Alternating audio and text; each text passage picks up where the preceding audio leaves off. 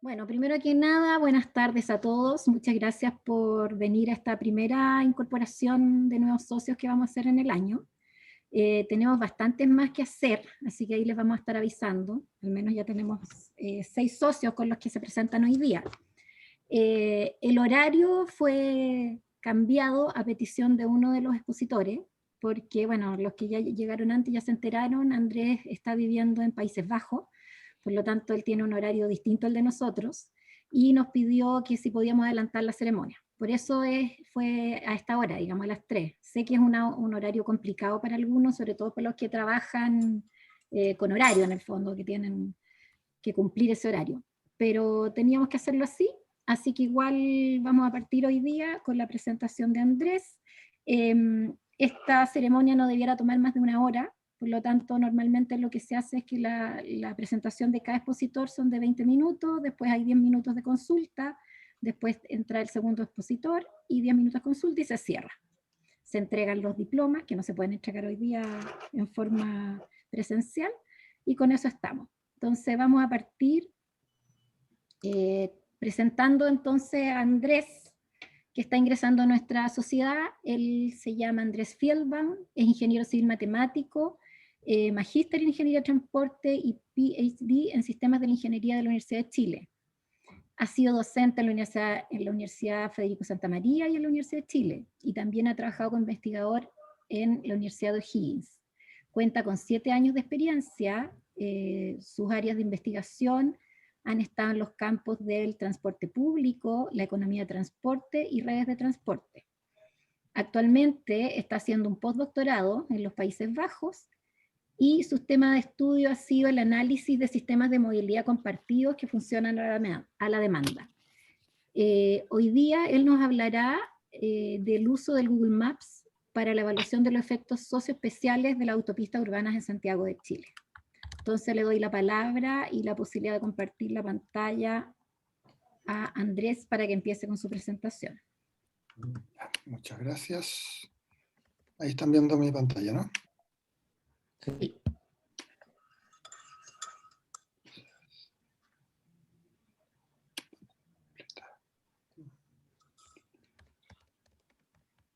Ya, déjenme mover acá la barrita de Zoom que está molestando ya. Parto nomás entonces, ¿cierto? Sí, parte nomás. Ya, bueno, antes que nada, muchas gracias por la invitación a Xochitlán y por la invitación a exponer hoy día en particular mi investigación.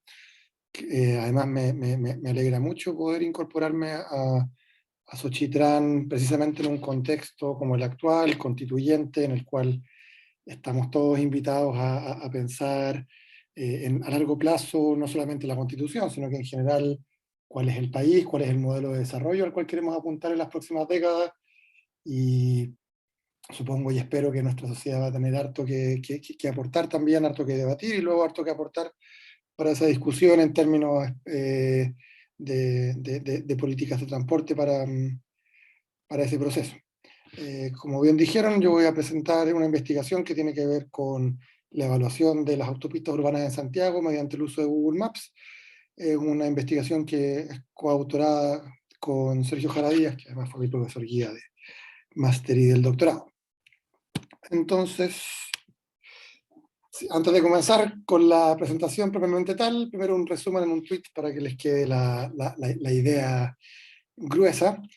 Básicamente lo que les quiero mostrar hoy día es que mediante el uso intensivo de Google Maps uno puede calcular cuáles son los tiempos de viaje que se ahorran debido a las autopistas, y al hacer eso lo que encontramos es que en el caso de Santiago las zonas que han sido más beneficiadas son aquellas que son a la vez ricas y periféricas.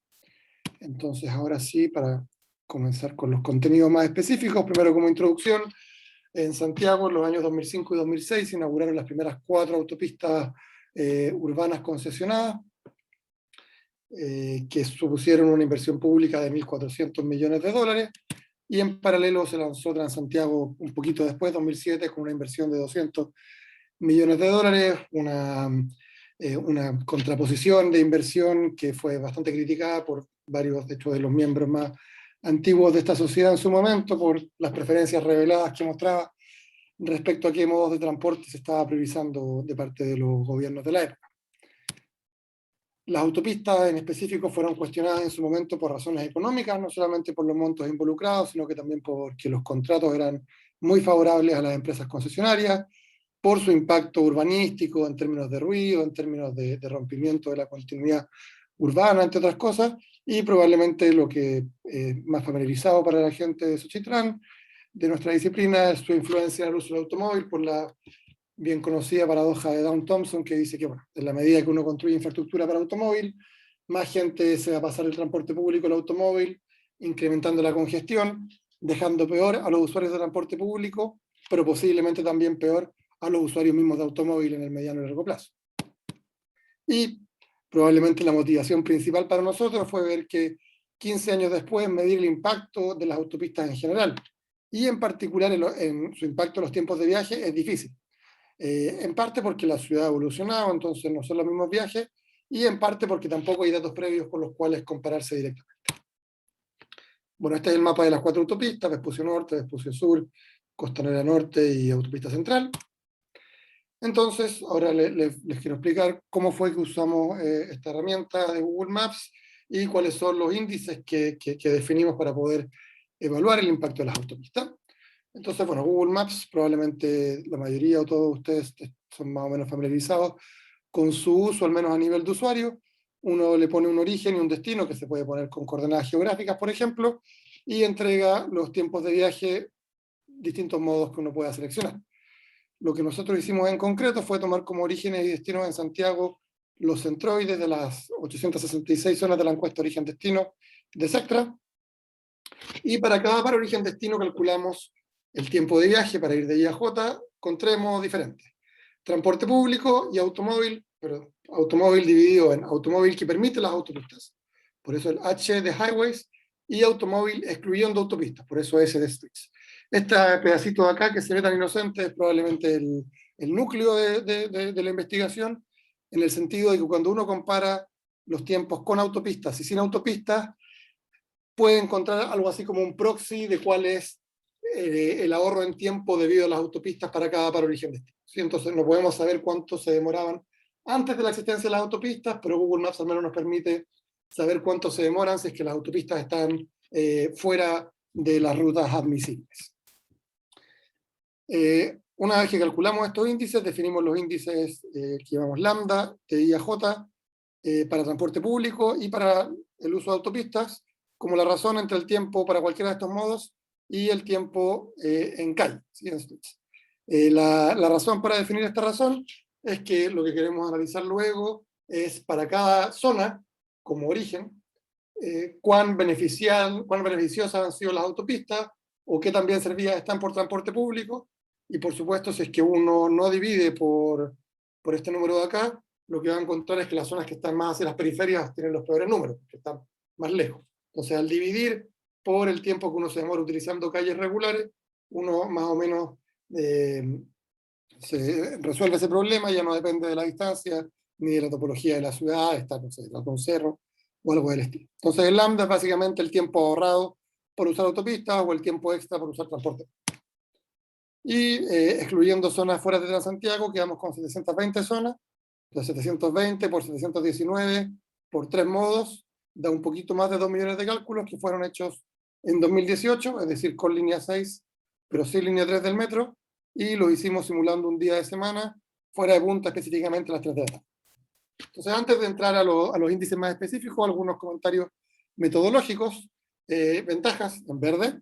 El uso de Google Maps nos permite tener información bastante desagregada, al menos a nivel de zonificación OD.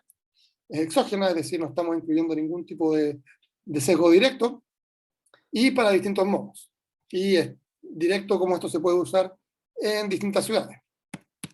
Desventajas de este método: es costoso en tiempo. Nosotros nos tomó varios meses de cálculo.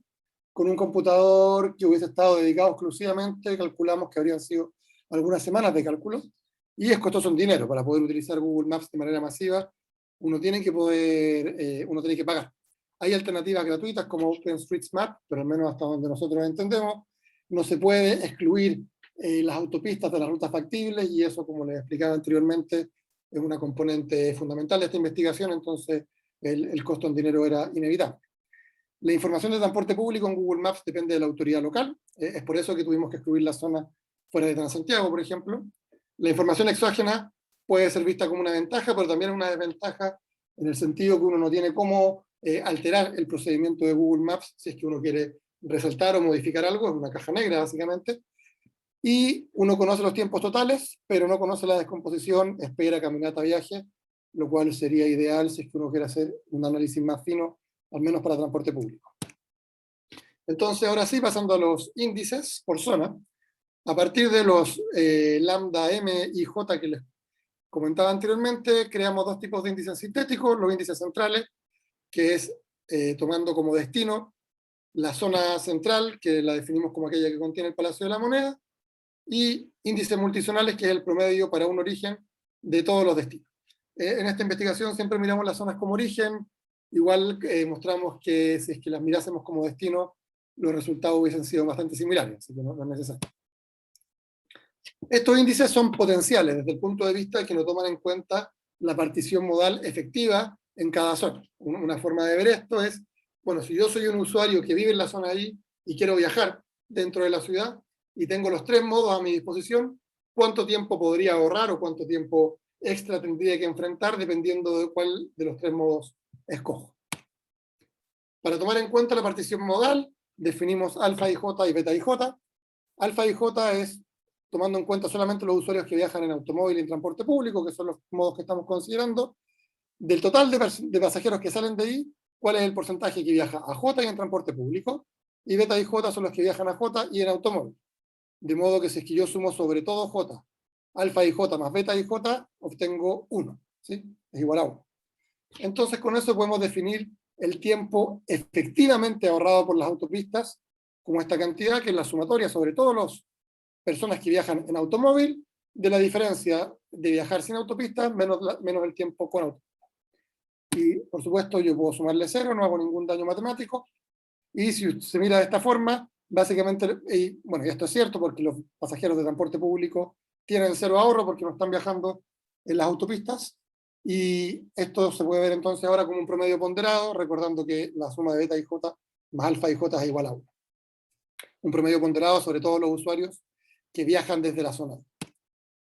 Por otro lado, podemos definir la ventaja de cambiarse de auto con o sin autopistas, como la sumatoria sobre todos los usuarios de transporte público, del tiempo que me demoro en transporte público, menos el tiempo que me demoro en automóvil.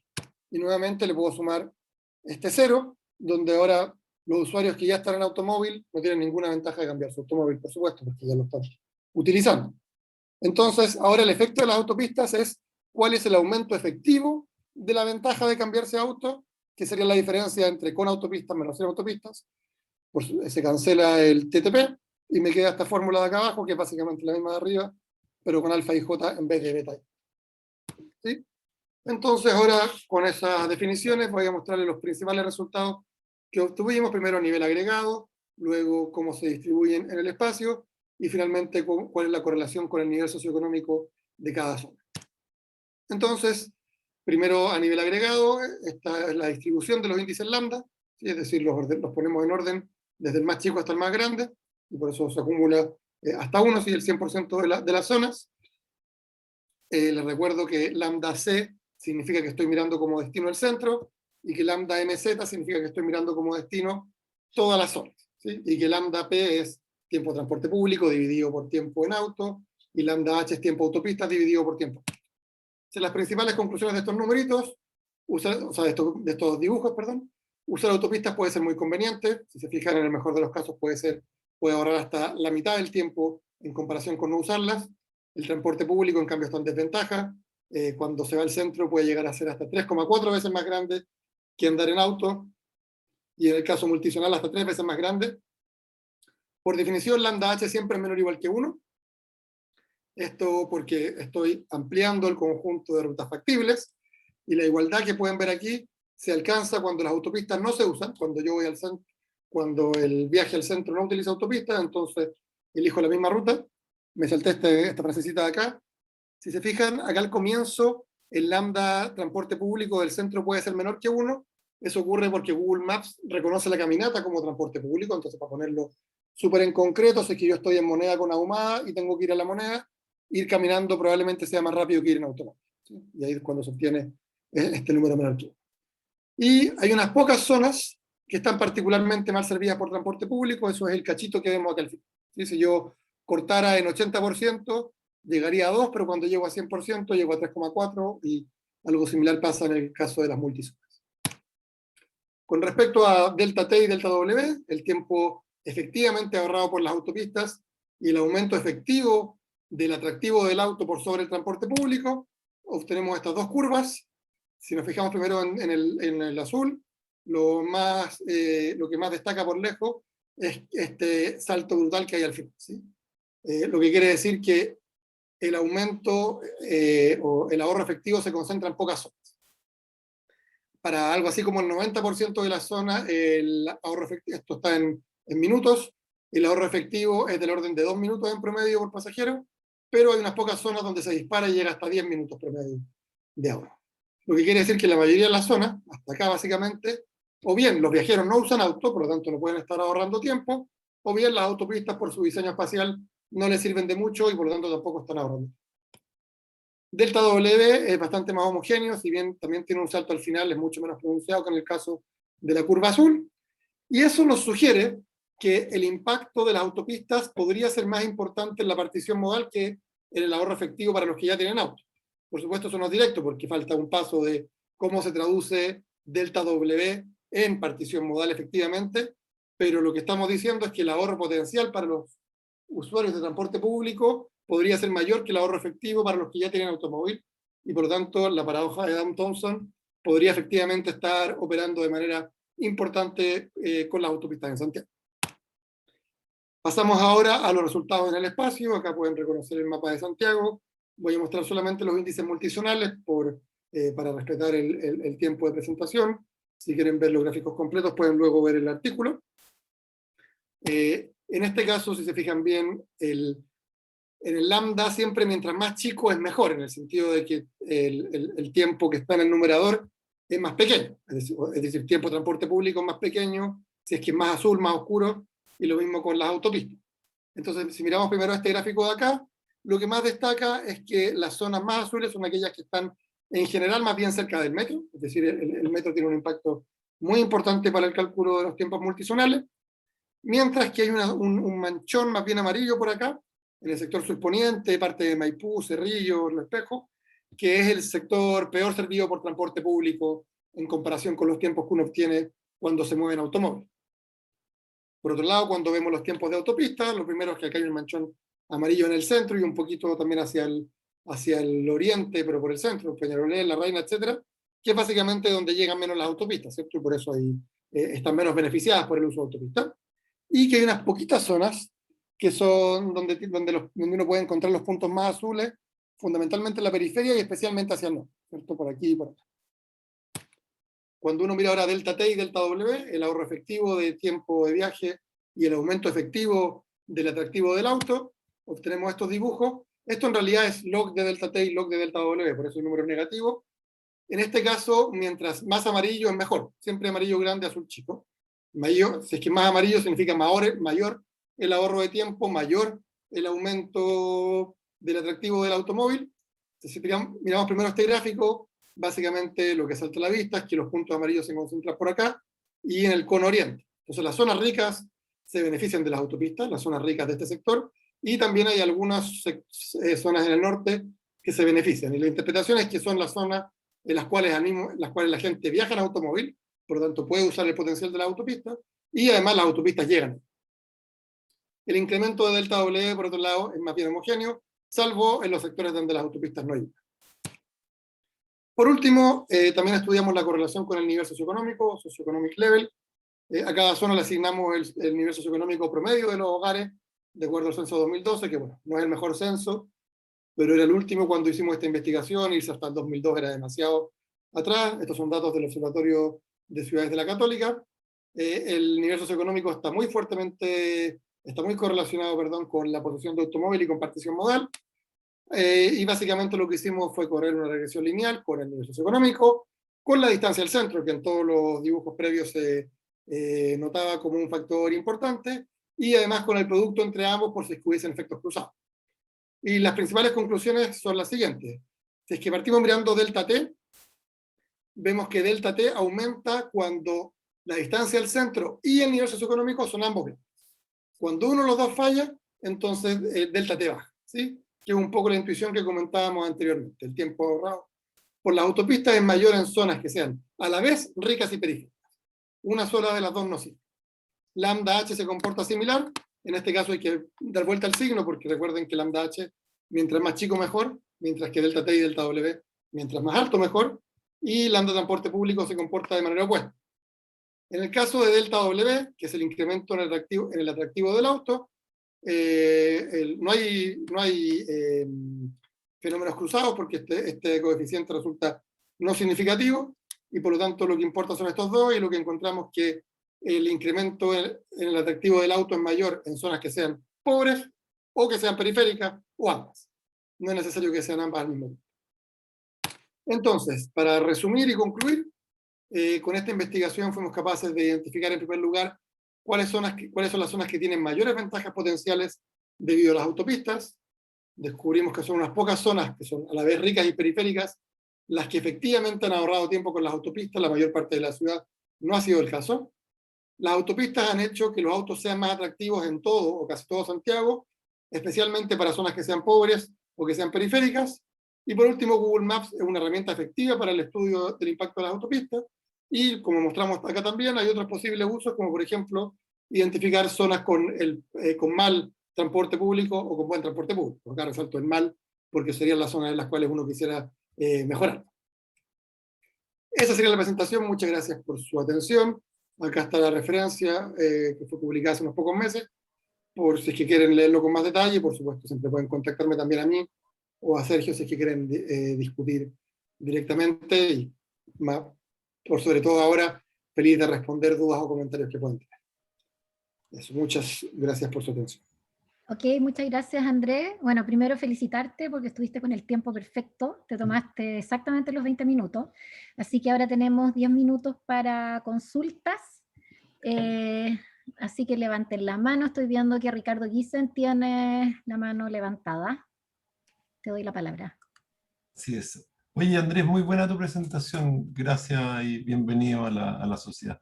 Oye, una pregunta ahí con los datos que tú ocupaste, transporte público. El transporte público también ocupa las autopistas, entonces no sé si eso aparece en los datos, de dónde... A ver, eso afecta en una parte específica y no hay forma de sacárselo, que sería aquí. Yo cuando argumenté que el alfa, que habría que multiplicar por 0, claro, lo ideal sería poder... Porque hay varios servicios expresos que vienen de Maipú a la zona oriente que se ven súper beneficiados por la autopista, y sería bueno capturarlo acá para no llegar, porque de repente todas las conclusiones o varias de ellas podrían invalidarse si uno lo metiera bien eso en el análisis, ¿no? O sea, lo que afectaría fundamentalmente es cuando uno analiza quiénes están ahorrando tiempo, si efectivamente uno podría deducir que hay ciertas zonas que podrían estar ahorrando más tiempo el que capturamos nosotros por ese fenómeno.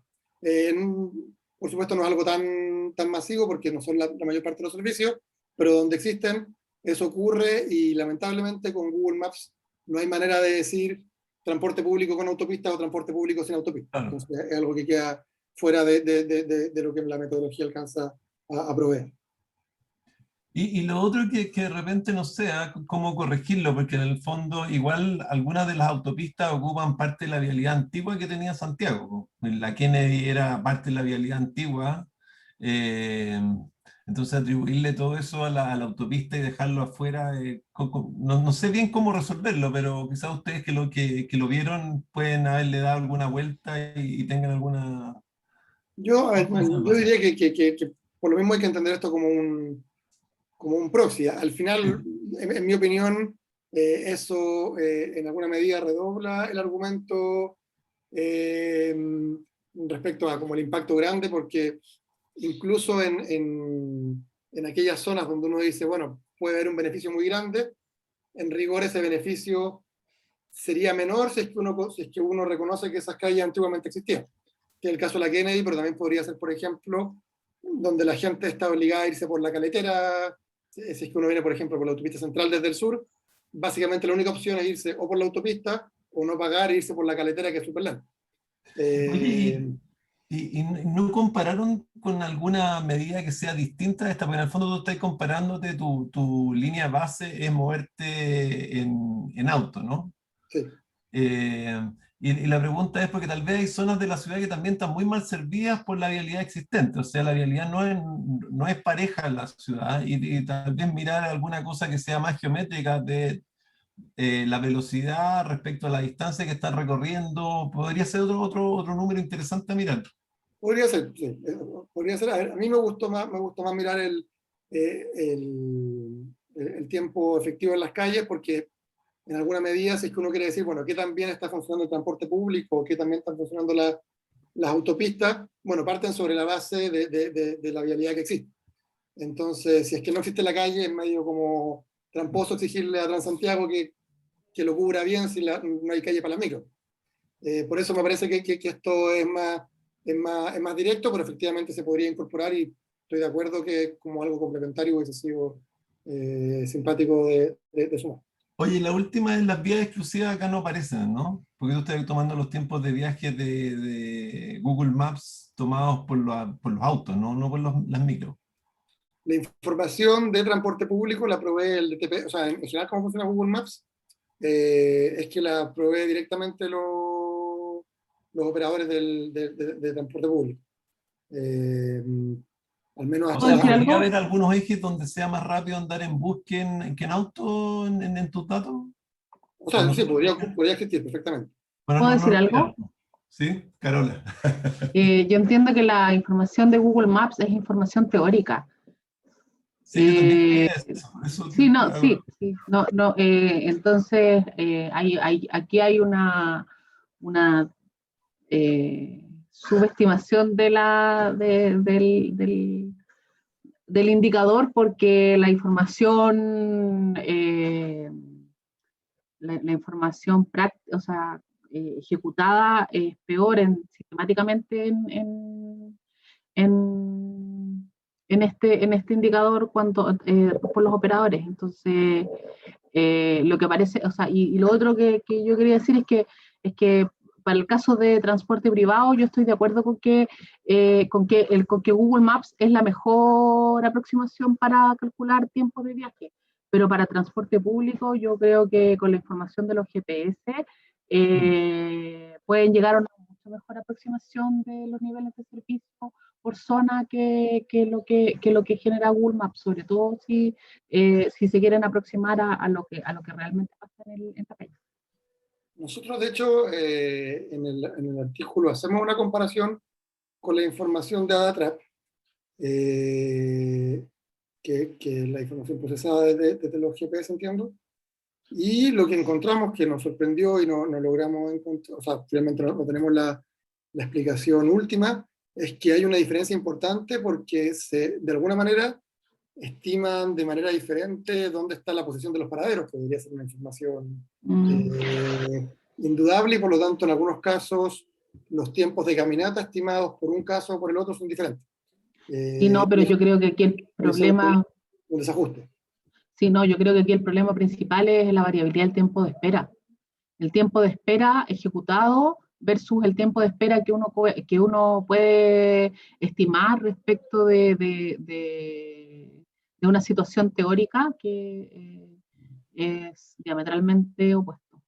O sea, Yo creo que es ahí donde tienen la mayor distorsión y sobre todo porque Google Maps no separa, pues. Entonces, en el fondo, ahí yo creo que está no, pero lo que nosotros hicimos fue, a partir de hacer la comparación y darnos cuenta de que claro, los números más o menos coincidían, pero había una diferencia que no era menor, fue hacer la comparación directamente no con la API, que es cuando lo escribía en un programa y Sí, recibe sí, un puro número, sino que sí. utilizando Google Maps en la plataforma online, donde uno sí puede separar por caminata, espera y Sí, pero viaje.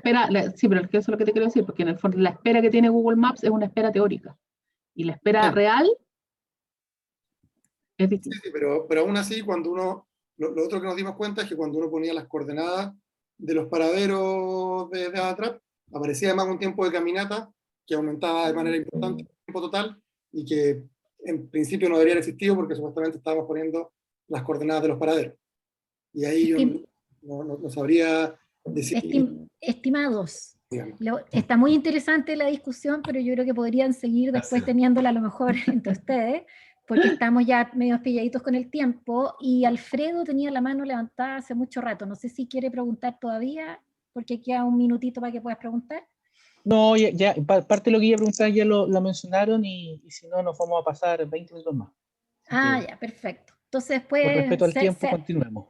Claro, después se puede armar una discusión entre ustedes ahí, más personal. Hacemos una mesa de trabajo y una nota técnica, total. Claro, exactamente. Puede ser un tema de interés. Bueno, ahora corresponde, dado que ya Andrés hizo su presentación, las preguntas, que Carolina le entregue el diploma a Andrés de manera virtual. Esperemos que prontamente podamos hacerlo presencial y nos podamos abrazar y tocar y todas esas cosas que están hoy día restringidas. No sé si tanto, pero bueno, primero que nada quiero felicitar a Andrés por la presentación, felicitarlo por su ingreso a la sociedad. Esperamos que sea muy fructífera esta adición a nuestra sociedad chilena de ingeniería de transporte. Espero que Andrés, yo ya sé que fue invitado a trabajar en unas mesas técnicas, así que ya está trabajando con nosotros. Se lo agradezco de todas maneras, y no me queda más que entregarle su diploma virtualmente como socio de Xochitran, y esperamos que sea un muy buen ingreso para nuestra sociedad. Gracias. Un aplauso entonces. Aplausos.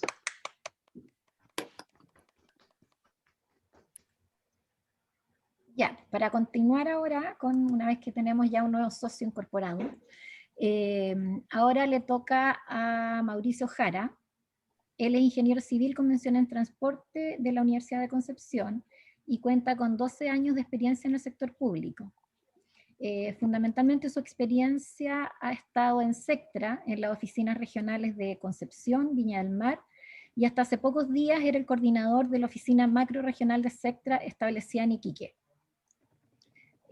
Prontamente dará un giro a su carrera y empezará a realizar labores de docencia en el Departamento de Ingeniería Civil en la Universidad de la Frontera de Temuco. Su presentación y su tema de presentación se denomina un procedimiento práctico para el diseño de rutas de transporte público. Así que ahora le doy la palabra a Mauricio para que pueda compartirnos su presentación y nos cuente de qué se trata su tema. Bueno, primero que todo, buenas tardes. Muchas gracias por la invitación. Es un honor en realidad para mí estar aquí presente y bueno, ver si es que me aceptan para entrar a la sociedad. La verdad es que, como decía Irene, estoy en un proceso de cambio profesional importante, y en ese mismo sentido creo que para mí al menos es muy importante en la ambición de seguir contribuyendo al desarrollo de la disciplina. Y por lo mismo espero que sea una relación bien fructífera para la sociedad, pero para mí también en ese sentido. Lo que yo les quiero contar ahora es un pequeño desarrollo del cual, primero que todo, tengo que decir que no soy el autor completo. En general, en los desarrollos profesionales, difícilmente uno es autor completo porque siempre estamos trabajando en equipo, pero sí yo diría que una buena parte, o lo que a mí me pareció más interesante y que es lo que yo quiero enfatizar ahora en este desarrollo, lo que les quiero presentar. Voy a tratar de compartir. Hoy quería aclarar en todo caso, Mauricio, que ya está aceptado, ¿eh? Ya Ah, eres ya. miembro, o sea, este es como la ceremonia oficial, pero ya eres miembro de la sociedad y no te vamos a Ya, rechazar.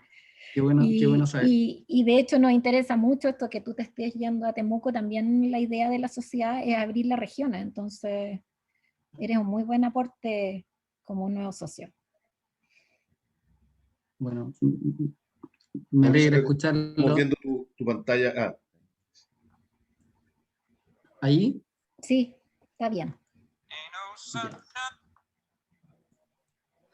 Ya, bueno, como decía Irene, el título de mi presentación es un procedimiento práctico para encontrar rutas óptimas de transporte público. Las comillas son intencionales, la verdad, porque es un poco pretencioso de mi parte, de nuestra parte, pensar que son óptimas. Les voy a comentar un poco más respecto de este problema, que es un problema de la disciplina, el cómo encontrar, cómo diseñar o abordar el proceso de diseño de soluciones operacionales y físicas para el transporte público. Y esto surge de la mano de una oportunidad que nos planteó la autoridad. Como decía Irene, yo vengo de trabajar bastante tiempo en Sectra, y en ese ámbito las autoridades del ministerio permanentemente nos están planteando nuevos desafíos, y hace no tanto tiempo surgió esta oportunidad de la mano de la voluntad de llevar a cabo un proceso de mejoramiento del sistema de transporte público de una ciudad intermedia del país, en este caso la ciudad de Arica, que es una ciudad importante, una capital regional de un tamaño relativamente significativo, con más de 220.000 habitantes. Entonces estaba esta oportunidad que se nos planteó, pero que venía de la mano de varias condiciones. Antes de entrar a esas condiciones, un poquito de contexto de la ciudad y por qué parecía una oportunidad muy desafiante de atender, de tal manera llegar a proponerle a la autoridad modificaciones o acciones que pudieran venir a corregir ciertas cosas que uno en el contexto del desarrollo profesional de la oficina que yo estaba a cargo, de la mano de todos los estudios que nosotros desarrollamos, uno lo va palpando en el fondo, que es la situación precaria del transporte público en la ciudad, con una participación estancada, sino, por no decir que va en franco retroceso respecto del vehículo particular, del taxi colectivo, por ejemplo. Y aquí también, como una manera de ilustrar esta precariedad y esta desventaja del transporte público, en particular el de buses, sin querer marearlos con la tabla y con los números, aquí yo creo que lo relevante en esta tabla en particular era graficar la desventaja del transporte público en buses con respecto al auto, en el fondo, que es un modo muy poco competitivo para buena parte de los viajes que necesitan una movilidad motorizada, porque son de media o de larga distancia. Estamos hablando que para el 70% más o menos de los viajes motorizados, el transporte público caía en una categoría el transporte público en buses, una categoría de muy poca competitividad, en el fondo, con tiempos de viaje muy superiores a los que podía ofrecer la alternativa, que es el vehículo particular. Entonces, bueno, esta oportunidad manifestada por la voluntad política y técnica dentro del ministerio de sacar adelante un proceso de este tipo, venía de la mano también de algunas restricciones muy fuertes y que son habituales en el ámbito público, en el fondo, que es la premura del tiempo para lograr tener algo que, dado los plazos administrativos, pueda ser razonable e implementable dentro de los ciclos políticos de las autoridades, entendiendo que estos procesos también son muy complejos porque hay muchos intereses y actores que tienen intereses importantes que defender. También porque las restricciones pasaban porque normalmente este tipo de acciones se hacen de la mano de estudios bastante complejos, con muchos recursos de por medio que involucran una serie de acciones, mediciones de tránsito, modelaciones, análisis que permiten llegar a soluciones con un soporte técnico bien elaborado. Pero lamentablemente para la realidad de Arica, la verdad es que no teníamos eso.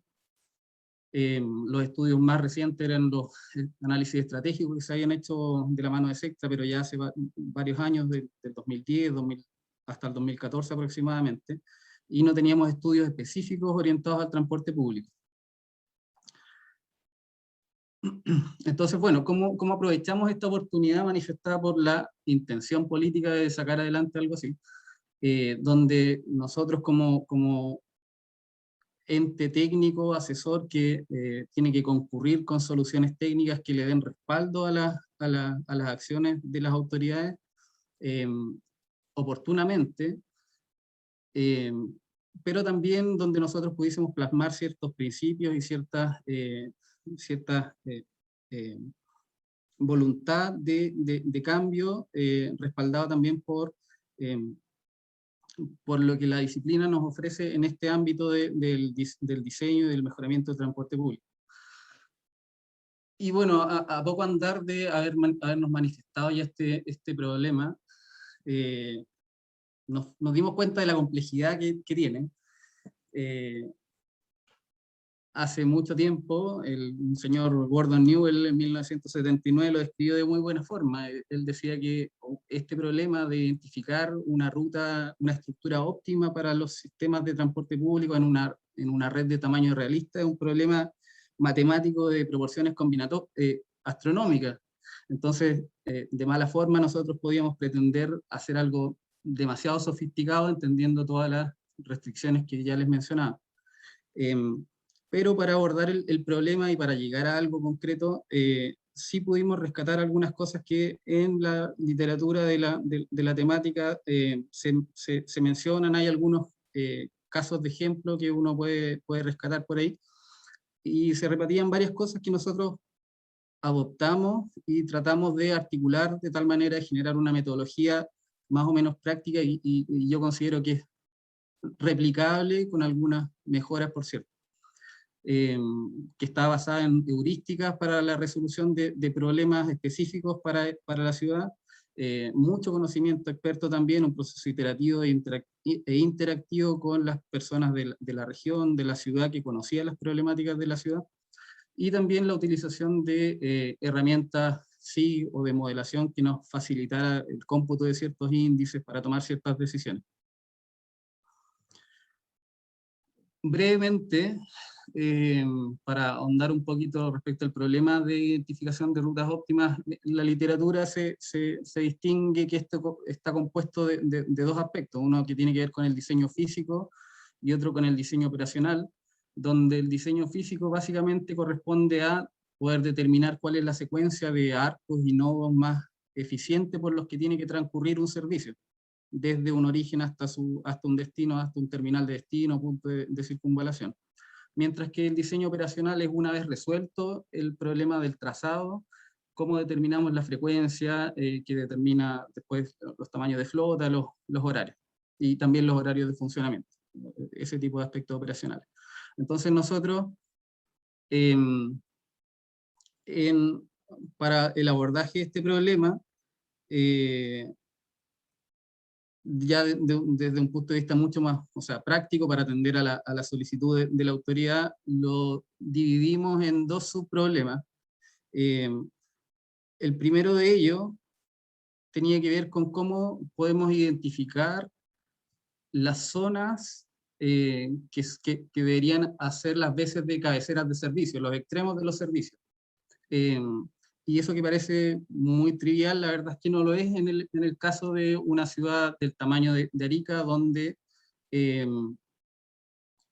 la zonificación estratégica, por ejemplo, consta de 52 zonas, por lo tanto, las posibilidades de identificar qué pares origen-destino, que es una zonificación ya agregada, qué pares podrían cumplir con esta condición de ser los extremos de los servicios, la verdad es que son muchas posibilidades. rápidamente también en el proceso de reflexión respecto a este problema nos dimos cuenta que no podíamos tampoco aspirar a refundar el sistema o a generar propuestas demasiado radicales, sino que en realidad teníamos que aspirar a proponer algunas medidas como servicios gatillantes que resolvieran ciertas brechas que siguiéramos a través de un proceso de reflexión y de revisión y de análisis, ser capaces de identificar esas brechas y en esa, así como de manera, entre comillas, quirúrgica, proponer algunas acciones. Entonces, bueno, en esta lógica de identificar las cabeceras de servicio, como les mencionaba, hay muchas posibilidades. Uno puede pensar en lo más lógico es que estén en los sectores extremos de la ciudad, de tal manera de que después, al momento de trazar los recorridos que unan estos puntos, se vayan resolviendo las necesidades de movilidad de las zonas intermedias. Pero eso no es tan evidente y también podría estar la posibilidad de identificar zonas que son más cercanas o que están inmersas dentro de lo que es la mancha urbana. Claramente eso no parece muy conveniente, entonces teníamos que definir una metodología que nos permitiera enfocar nuestros esfuerzos hacia los pares que claramente podían servir mejor a esta idea de ser cabeceras de servicio.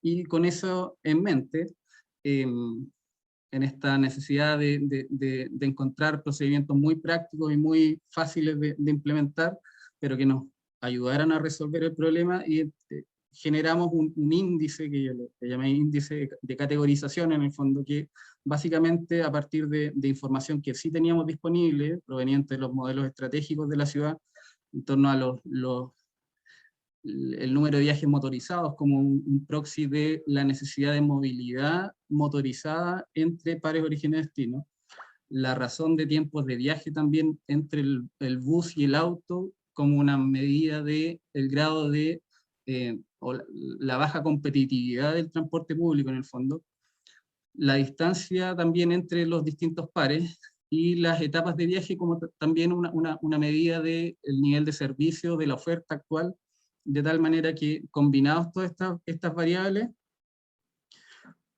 nos ayudar a identificar aquellas zonas donde se conjugaban y se potenciaban entre ellas, de tal manera que la zona que tenía más viajes motorizados, la peor razón de tiempo de viaje, la mayor distancia entre ellos y eventualmente la necesidad de dos o más etapas, o sea, de transbordos en transporte público, apareciera con un índice mayor que nos permitiera identificar y por ahí ir a la siguiente etapa del proceso. Y esta metodología nos permitió, o sea, fue bien eficiente en ese sentido, en permitirnos identificar estos pares.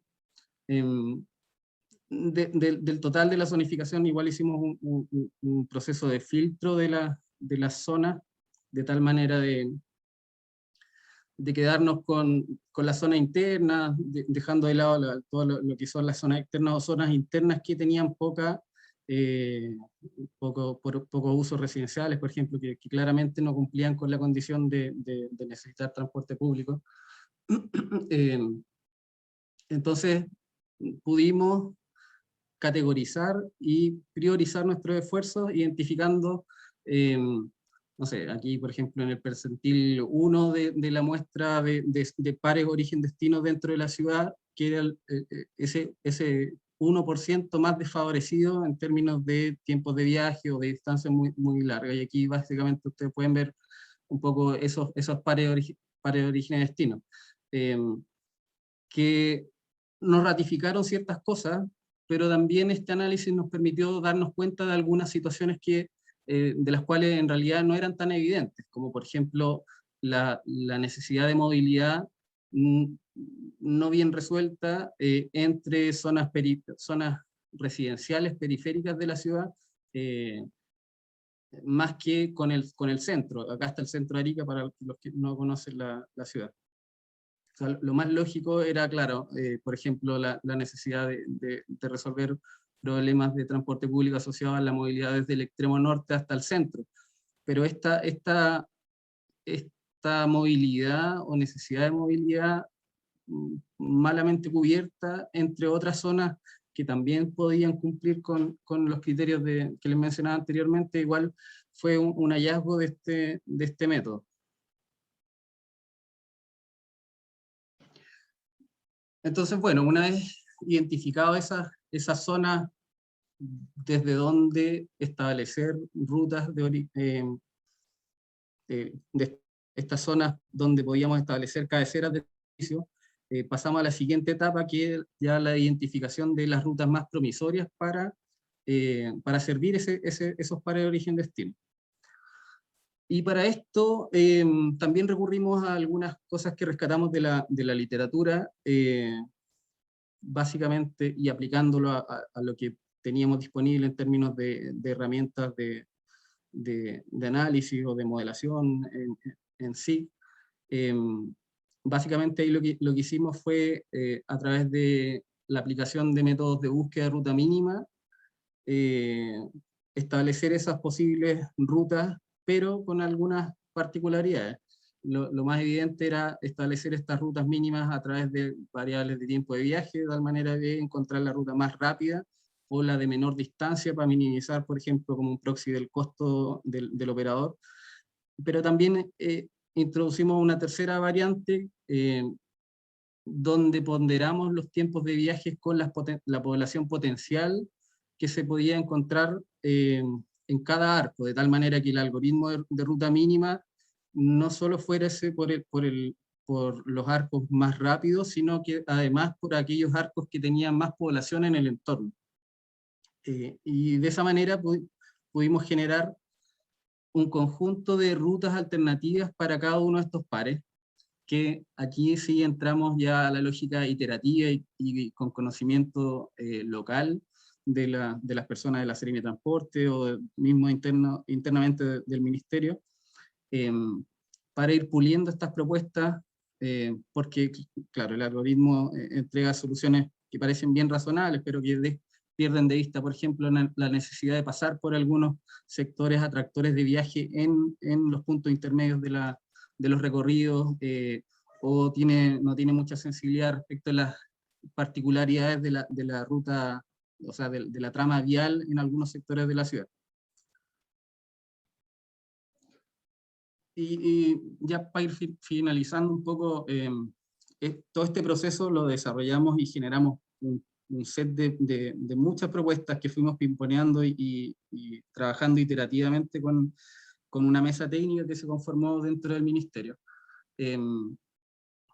Pero lo que les quiero presentar ahora es un resultado específico para una de las propuestas, en el fondo. En esta lógica ya identificamos un par potencial de intervención para definir un nuevo servicio que cubriera ciertas brechas entre, por ejemplo, el centro de la ciudad y el norte, y ahí propusimos, por ejemplo, un servicio que es el que se ve ahí en lila.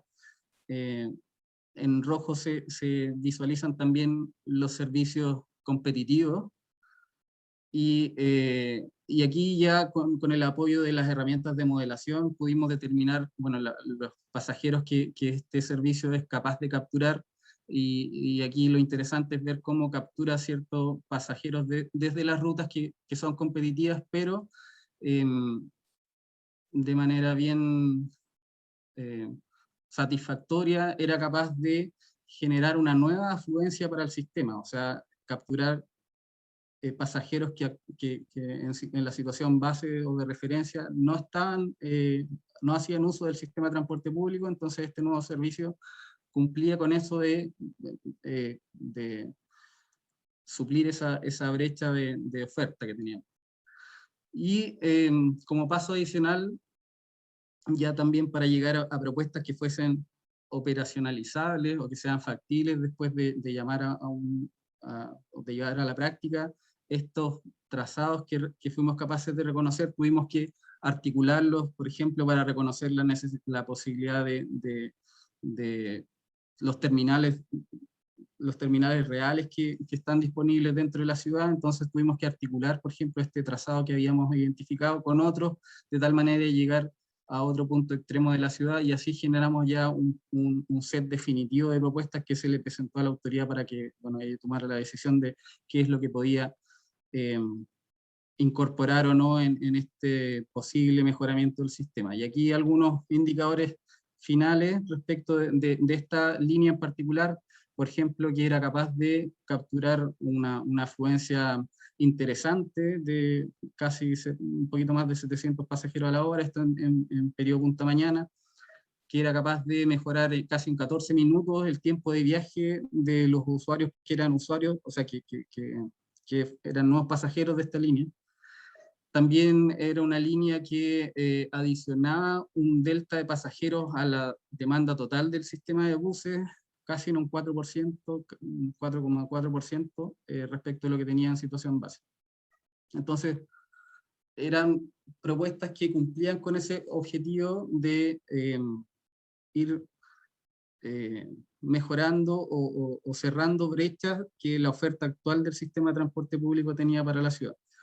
Entonces, bueno, algunos comentarios al cierre. Claramente un trabajo de aplicación bien práctica de algunos conceptos dentro de la disciplina que de todas maneras pueden ser perfeccionados, pero creemos que, o sea, yo personalmente creo que es muy replicable en otras realidades de ciudades intermedias, que puede ser perfeccionado, no sé, por ejemplo, el índice que yo les mencionaba tiene algunas características o propiedades matemáticas que de todas maneras hay que revisar y ver si son las más apropiadas, cuáles son las variables que se pueden considerar para la mejor configuración de ese índice. El procedimiento de identificación de rutas también es perfectible en términos de cuáles son las variables que uno puede incorporar a esta impedancia para ir encontrando la mejor ruta. También todo lo que tenga que ver con la retroalimentación, con los modelos estratégicos, con otras herramientas de modelación que permitan ir alimentando o retroalimentando este proceso. Y un poco estos últimos resultados que les mostraba igual nos ratificaron que el método igual era válido para identificar las brechas primero, y a partir de esa identificación de brechas ser mucho más eficiente en la propuesta de alguna solución. Y bueno, en la medida que uno pueda contar con mejor información para operacionalizar algunos de estos conceptos, de todas maneras debería favorecer a llegar a mejores resultados. Eso básicamente es lo que les quería compartir en esta oportunidad. Ok, muchas gracias, Mauricio. Muy interesante la presentación. Se abre el espacio para consultas. No sé si alguien quiere preguntar. Por ahora no. Juan de Dios parece que está aplaudiendo, pero no sé si quiere preguntar algo. No, solamente aplaudir. Ah, ya, solo aplaudir. Muy bien. Gracias, Juan de Dios. Bueno, aprovechando que nadie pregunta, yo voy a hacer una consulta que tiene que ver más que nada, porque claro, tú muestras ahí los resultados del modelo y aparentemente esa ruta que definieron aporta significativamente, ¿cierto? Porque uno que atrae más demanda al sistema y además mejora el tiempo de viaje de las personas de ese par vulnerable, como tú le llamaste. Ahora mi pregunta tiene que ver con si esto se aplicó, no se aplicó, se llevó a cabo, cómo lo hicieron con los operadores, porque en realidad los operadores en general ellos definen sus propias rutas y son bastante reticentes a aceptar sugerencias. Entonces me gustaría saber si esto lo pudieron aplicar, si hay algún análisis de si es que efectivamente se aplicó, si resultó o no resultó, un poco que nos contaras en ese tema. A ver, está un poco fresco la verdad, porque efectivamente, como dices tú, en algunas situaciones son los operadores los que definen sus condiciones operacionales, y es la realidad de Arica, de hecho. O sea que normativamente en Arica se aplica el estado más básico de la normativa de transporte público, que es lo que establece el decreto 212. Entonces lo que quería la autoridad era avanzar un poco más y ser el ministerio el que establezca ciertas cosas, ¿cierto? O sea, aumentar las exigencias. Entonces en ese ámbito es que está este trabajo que hicimos. Y lo que nosotros desarrollamos alimentó en lo que actualmente está la autoridad, que es definir el perímetro de exclusión o las condiciones de operación que deberían entrar a regir si es que es efectivo pronto en Arica. La verdad es que, por lo que nosotros entendemos, de todas las propuestas que hicimos, sacaron solo algunas para tratar de llevarlas adelante. Y bueno, es lo que pasa también, pues uno como asesor técnico ofrece un pool de variantes y después ya en el análisis político, técnico de la autoridad ve qué es lo que puede o considera que puede llevar adelante. Entonces, la respuesta es no se ha implementado nada porque está como en camino de, y no sé si han visto las noticias, pero en Arica está el gremio está levantado a propósito de unos anuncios de la ministra, no con respecto a esto, sino con el cambio de toda la flota a buses eléctricos. Y está bien alterado el ambiente allá. Pero es un proceso que está en desarrollo en el fondo. Yo espero que algo de lo que nosotros le propusimos se lleve a la práctica. Ok, muchas gracias. Paola García también tiene una pregunta que hacer. Sí. Hola Mauricio, muy buena exposición. Yo quería consultarte qué desafío en particular ves tú que pone el hecho con la convivencia con el modo taxi colectivo en una ciudad como Arica, y que es el problema de varias ciudades de esa escala, para tu estimación de definiciones y demandas, o cuidados a considerar. De todas maneras es un desafío porque actualmente en Arica, como en buena parte de las ciudades intermedias, el taxi colectivo compite directamente con el sistema de buses, y en vez de ser complementarios entre sí y repartirse de alguna manera el mercado. Entonces, es algo que nosotros en el análisis igual lo tomamos en consideración. No teníamos muchos antecedentes respecto de la oferta del taxi colectivo como para profundizar un poquito más en la dinámica entre ellos, cuantificar algunas cosas, pero sí dentro de las recomendaciones que pudimos hacer era avanzar en delimitar mejor los ámbitos en los cuales se mueve el taxi colectivo para reposicionar el transporte en buses, en el fondo, con ordenamientos en términos de las calles que podían usar en el centro de la ciudad, por ejemplo, restringir el uso o la oferta de taxi colectivo en Arica y en Iquique, que son como las ciudades que yo manejo, que hay un problema efectivamente ahí de sobreoferta muy evidente.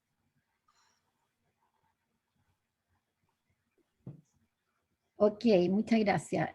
Al parecer estamos listos, no hay nadie con la mano levantada, así que podríamos dar inicio a la ceremonia de incorporación, que es la entrega del diploma. Le doy la palabra a Carola.